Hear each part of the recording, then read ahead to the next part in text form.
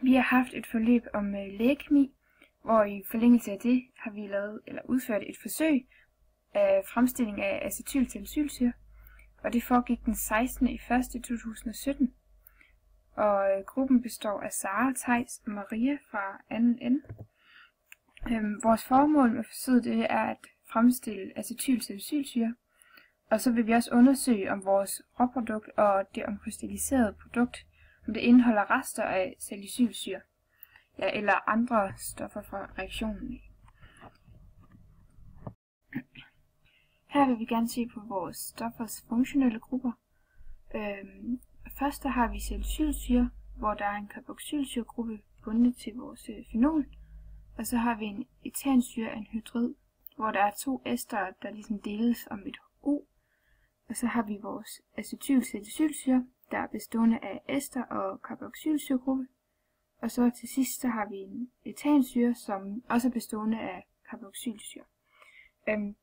Og vi har tidligere set på esterdannelse, hvor det er alkohol og carboxylsyre, der går sammen, og så danner de ester og vand. Men hvis vi ser på den her reaktion, kan vi se, at det er nogle andre stoffer, der danner et stof, der indeholder en estergruppe, nemlig acetylsalicylsyre. Og de 2 reaktanter, salicylsyre og etansyreanhydrid, opfylder hver sin rolle i reaktionen, som også ligner esterdannelsens reaktion fra tidligere. Altså, salicylsyre opfylder den rolle, som alkoholen spiller på reaktionen, og etansyreanhydrid opfylder den rolle, som syren spiller i reaktionen. Og desuden så bruges der også svovlsyre som katalysator for at reaktionen til at forløbe hurtigere. Og hernede har vi vores reaktionsskema for kondensationsreaktionen, hvor salicylsyre reagerer med sig selv. Og her kan vi se, at der ligesom mellem 2 C'er dannes en binding, og så fraspaltes der vand, og derfor kaldes det også for en kondensationsreaktion. Vores udførelse af forsøget er delt op i 3, og i første del der er det syntese, og i anden del er det omkrystallisering, og i tredje del så er det renhedstest. Og nu vil jeg fortælle, hvad vi gjorde i syntesen. Der tog vi 10 gram salicylsyre og 15 ml etansyreanhydrid, og det puttede vi i en konisk kolbe, og så tilsatte vi 5 dråber koncentreret svovlsyre, og så puttede vi også en magnet i. Så tog vi kolben og puttede ned i vores vandbad, som havde en temperatur på ca. 60 grader, og så lod vi kolben stå der i et kvarter. Derefter så tømte vi glasskålen, og så puttede vi halv is i og halv vand i. Og fordi der ikke rigtig skete så meget i vores forsøg, så skrabede vi også indersiden af kolben med en glasbægel. Og så derefter så tilsatte vi 100 ml demineraliseret vand, og så lod vi kolben stå i isbadet. Og så ved sugefiltrering så isoleres krystallerne og vaskes med lidt koldt vand. Og til sidst så tog vi en lille spand fuld krystaller og vores råprodukt, som vi lagde til side til del 3 ved renhedstesten, som vi kommer til lidt senere.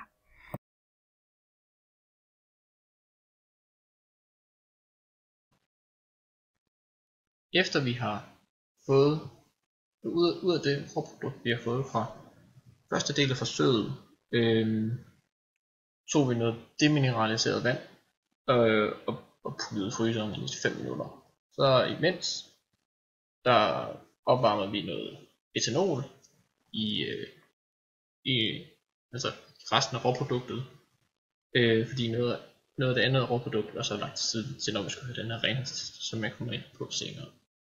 Og så efter de 5 minutter, der tog vi det ud af fryseren, og så hældte vi den varme opløsning, altså råprodukt og etanol, oven i det kolde vand, hvor vi så lagde det ind i fryseren igen.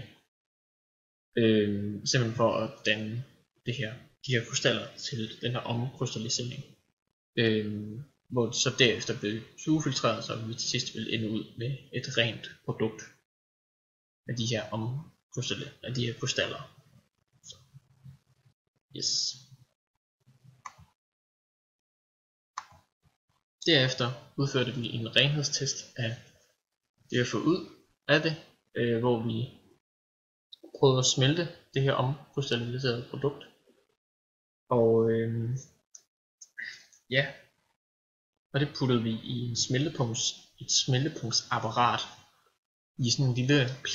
Det her blev så smeltet i et lille glasrør, hvor vi så det blev varmet op ved sådan 80 grader, hvor vi så stod og holdt øje ved det, hvor vi så fandt smeltepunktet til 132 grader Celsius, og så derefter så testede vi så de forskellige acetylsalicylsyre forprodukt og det er sådan omkrystalliseret produkt, hvor vi så derefter tilsat 1 ml jern 3 nitrat, hvor at man så kunne se en farveforskel.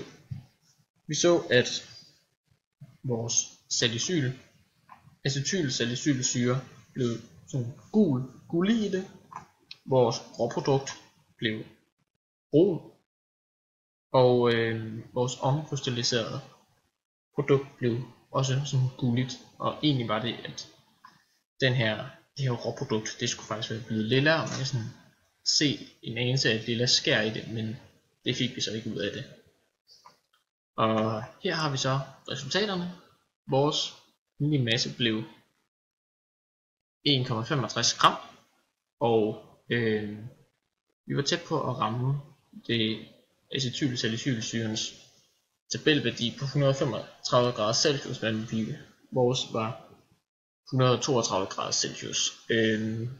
Og ja, så har vi plottet vores ting ind. Vi fik vores acetylsalicylsyre var gul, og det mindede vores omkrystalliserede produkt også.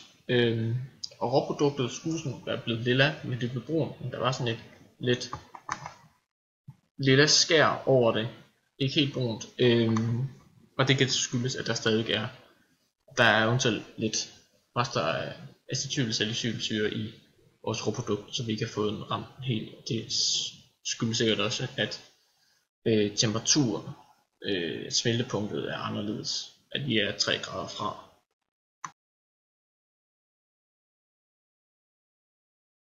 Ja, så jeg vil tage mig af efterbehandlingen, og det første man skulle gøre, det var at vise ved beregning, at salicylsyren er en begrænsende faktor.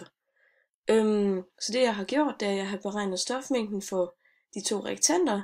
Jeg har taget og brugt den her formel, NaLi lille m over store M, og så har jeg for salicylsyre udregnet, at vi brugt 10 gram, og så dividerede det med molarmassen her. Og så har jeg fået en stofmængde på 0,072 mol. Og for etansyreanhydrid skulle jeg først lige finde ud af, hvor mange gram jeg havde brugt. Og der brugte jeg den oplysning, at det har en massefylde på 1,082 gram per milliliter. Og vi brugte jo 15 milliliter i vores forsøg. Så det giver os en masse på 16,23 gram. Der er så brugt den samme formel og sagt masse divideret med molarmasse og fået en stofmængde på 0,16 mol.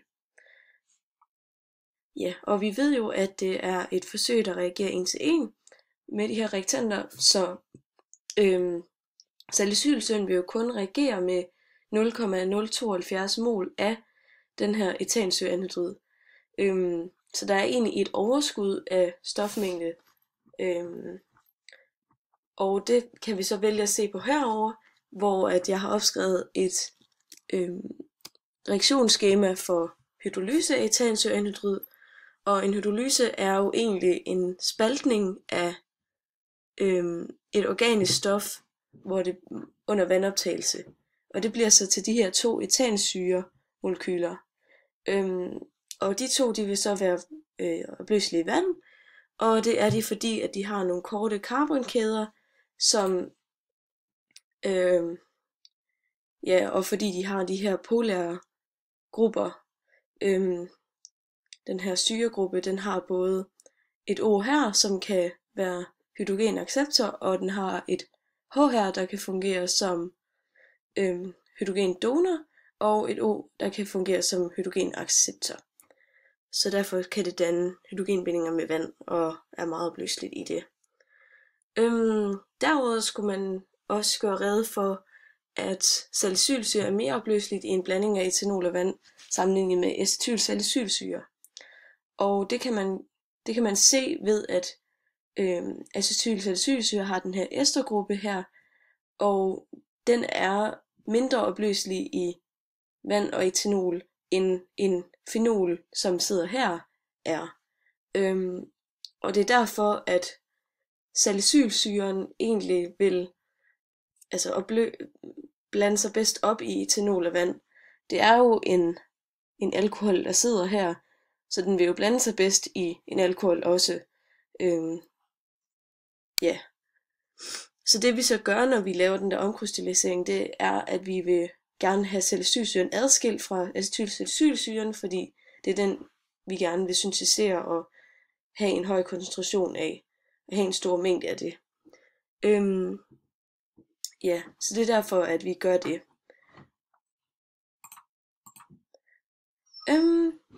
Så det var også lidt formålet med omkrystallisering, at vi ligesom får renset salicylsyren væk, og hvis der skulle være noget tilbage af de andre reaktanter eller etansyre, så bliver det ligesom blandet op i den her blanding af etanol og vand, og så får vi så, når vi så sugefiltrerer det, så får vi så acetylsalicylsyren til at blive op i filteret, fordi det ikke er blevet blandet sammen med resten. I hvert fald ikke lige så godt. Så desuden så har jeg så også beregnet teoretisk udbytte og udputprocent, og det kan man se herover, at jeg har brugt den stofmængde, som vi forventede at få acetylsalicylsyre, og som jeg også nævnte, var det jo et forsøg, der reagerede 1 til 1, altså reaktionen, og derfor kunne jeg bruge den samme stofmængde, som jeg havde beregnet for salicylsyren. Derover så brugte jeg så også molarmassen, og brugte den formel, der hedder MLI i N gange V, og det er jo så stofmængden gange med molarmassen. Og så har jeg fået en masse på 12,97 som det teoretiske udbytte for acetylsalicylsyre. Desuden så kunne jeg så også beregne udbytteprocenten, altså den procentdel, vi rent faktisk havde fået ud af vores forsøg. Og der bruger jeg så vores masse divideret med den forventede masse gange med 100. Og det vil sige, at vi har egentlig kun fået 12,72% så meget acetylsalicylsyre, som man kan forvente ud af forsøget. En af de fejlkilder, der kunne være til forsøget, kunne være, at når vi har skulle sætte blandingen i fryseren, og der ligesom har skulle dannes krystaller nede i den her blanding, så har den ikke måske fået lov til at stå dernede lang tid nok. Og så er der ikke blevet dannet nogle krystaller, og så kan det være, at der er stadig noget acetylsalicylsyre i den der blanding, som vi ligesom sugefiltreret, sådan at væsken egentlig kommer væk, og vi ikke helt får så meget op i vores filter, som vi gerne vil have. Desuden så kan vi så se på jern-3-nitrat-testen, at vores råprodukt indeholdt en stor mængde af noget, der ikke var acetylsalicylsyre på grund af den farve, der varierede meget fra de to andre. Hvor den her, den var jo rent acetylsalicylsyre fra en bøtte, og det her, det var vores omkrystalliserede produkt, som gerne skulle indeholde så meget acetylsalicylsyre som muligt. Vores har en lidt interessant farve, sådan meget brunlig-agtig i det, og det kan tyde på, at vi har fået lavet noget acetylsalicylsyre i vores råprodukt, eftersom at farven ikke er sådan rigtig blåviolet, som man kunne forvente. Det skyldes jo netop, at salicylsyre har den her fenol i sig, og fenoler ligesom danner et blåviolet kompleks med de jern-3-ioner. Så vil man måske have forventet, at den havde været mere lilla-agtig i det. Men det kunne tyde på, at vi stadig har noget gulligt nede i den her blanding, altså noget acetylsalicylsyre, der gør blandingen gullig, når man ser på den. Men vi kan jo så også se, at vores omkrystalliserede produkt ligner meget den her rene acetylsalicylsyres farve, så derfor er der noget, der tyder på, at vi har fået lavet et godt produkt, og vi har fået omkrystalliseret det godt. Ja, så vil jeg også lige komme med en konklusion på forsøget. Og vi havde jo et formål om at skulle have lavet en god del af det her acetylsalicylsyre. Og det har vi jo også, som vi kan se på vores omkrystalliserede produkt, når vi sammenligner det med den farve, der kom ved den der jern-3-test. Men desuden så kunne vi så også se på vores smeltepunkt, at det lå meget, meget tæt på med kun 3 graders forskel. Så der er noget, der tyder på, at vi har fået lavet et meget rent produkt, og det kan godt være, at vi har fået en mindre mængde end det teoretiske udbytte. Men vi kan så også se, at det råprodukt, vi lavede, inden vi omkrystalliserede det, var bestående af en større mængde salicylsyre, så det var ikke lige så rent. Ja, det kan godt være, at vores råprodukt ikke var så rent, men det fandt vi jo ligesom ud af, og vi kunne så også umiddelbart se, at der ikke burde være nogen store rester af nogle af de andre reaktanter eller produkter i vores omkrystalliserede produkt. Så det var også meget godt.